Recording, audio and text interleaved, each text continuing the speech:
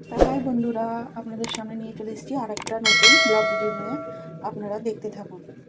তো এখানে আমি রান্না করব মুরগির ছাঁট, কলিজা। আর এখানে আমি কড়াই বসিয়ে দিয়েছি, এর উপরে এবার তেল দিয়ে নেব। তো এখানে আমি তেলটা দিয়ে নিই।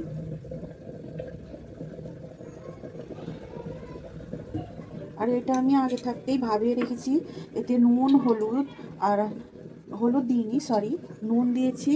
আর লেবুর রস দিয়ে আমি ভাপিয়ে জলটা ফেলে দিয়েছি, না হলে একটু গন্ধ ছাড়ে, তো সেজন্য গন্ধটা ভালো লাগে না। তো এখানে আমার তেলটা গরম হয়ে গেছে, আমি তেলে কিছু ফোড়ন দিয়ে নেব। গোটা গরম মশলা, এখানে লং, এলাচ, তেজপাতা আর ডালচিনি আছে, আমি গরম তেলে দিয়ে নেব।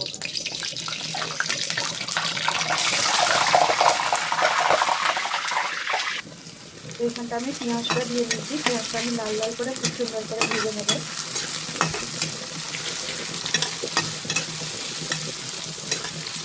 পেঁয়াজটা একদম ভাজা হতে থাক। এখানে আমি পেঁয়াজটা ভাজতে থাকি। তারপরে আমি ভাজাটা হয়ে গেলে তারপরে কলিজা আর গিলে ওইগুলো অ্যাড করব।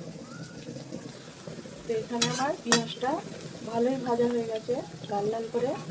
এবার আমি এর মধ্যে এই যে এগুলো ভাবিয়ে রেখেছিলাম, এইগুলো আমি দিয়ে নেব।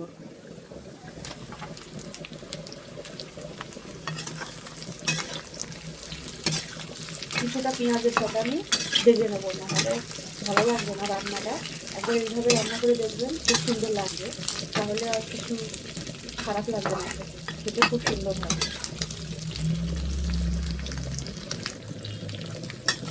এইভাবে আমি এগুলো ভেজে নেবো কিছুক্ষণ। তারপরে আমি মশলা অ্যাড করবো। এই দেখুন, আমি ভালো করে ভেজে নিয়েছি, আমার ভাজাটা খুব সুন্দরভাবে হয়ে গেছে। এর ওপর আমি কিছু মশলা অ্যাড করে দেবো। যেমন দেবো আদা রসুন বাটা, একটু বেশি করেই দেবো।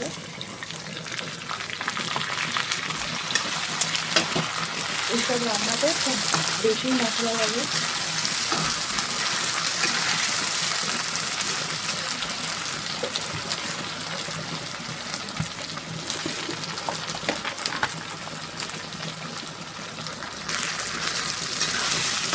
আমি এখন ভালো করে কষিয়ে নেবো এটা।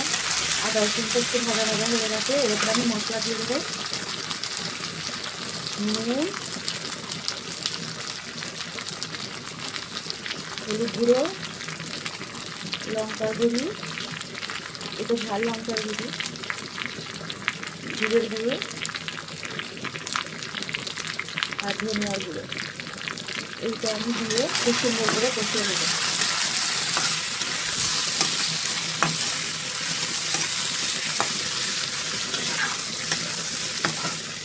খুব ভালো করে আমি কষিয়ে নেবো।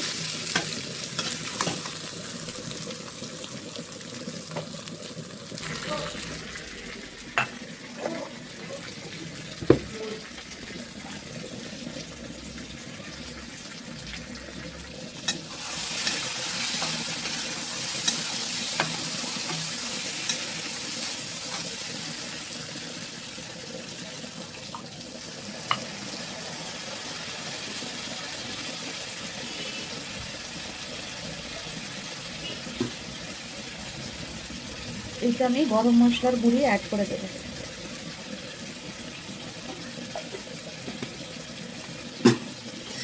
আর এখানে আমি যে এলাচিগুলো রেখেছি, কিছুক্ষণ পরে কষানোর পরে জল দেওয়া হয়ে গেলে তারপরে আমি এই এলাচিগুলো ফাটিয়ে দিয়ে নেব। তাহলে খুব সুন্দর গন্ধ আসবে আর খেতেও খুব সুন্দর লাগবে। আপনারা একবার ট্রাই করে দেখবেন অবশ্যই। ভালো লাগলে আমাকে কমেন্ট করে জানাবেন। এখানে আমি আমাদের রমজান মাস চলছে, সন্ধ্যাবেলা মুড়ির সঙ্গে খাওয়ার জন্য আলুর দম করে নিয়েছি, সেটাও হয়ে গেছে। এখন আমি বন্ধ করে দেবো কুকারটা। এটা আমি হালকা জল দিয়ে কষিয়ে নেব। তারপরে আমি এখন অন্য কাজ করবো। এটা 5-10 মিনিট কষানো হতে থাকে। তো দেখুন বন্ধুরা, এখানে আমার কত সুন্দর করে কষানো হয়ে গেছে। আমি কিন্তু আরও কিছুক্ষণ কষিয়ে নেব। যত তরকারি কষানো ভালো হবে, ততই কিন্তু স্বাদ বাড়বে। দেখুন কত সুন্দর লোভনীয় একটা তরকারি। দেখুন তেল ছেড়ে দিয়েছে, আমি আরও কিছুক্ষণ কষিয়ে নেব। তো দেখুন আমার এটা কষানো রেডি। যেন মনে হচ্ছে রেসিপিটা রান্না করা হয়েই গেছে, কিন্তু আমি এখানে আবার জল অ্যাড করে দেবো, তারপরে এটা সেদ্ধ হতে থাকবে। আমি এবার জল দিয়ে নেব।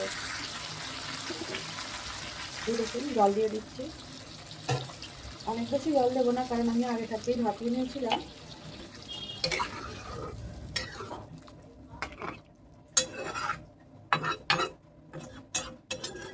এটা হতে থাক। এটা একটু ফুটে গেলে তারপর আমি এলাইচিগুলো ফাটিয়ে দিয়ে নেবো।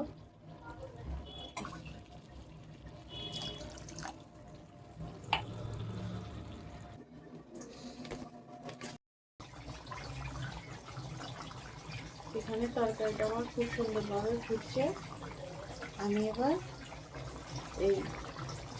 এখানে এলাইচিগুলো দিয়ে দেবো, ফাটিয়ে নিয়েছিলাম, দিয়ে দিচ্ছি।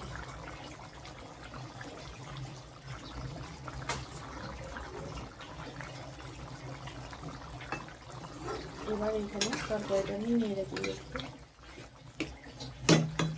এটা হতে থাক। তো দেখুন বন্ধুরা, আমার তরকারিটা হয়ে গেছে।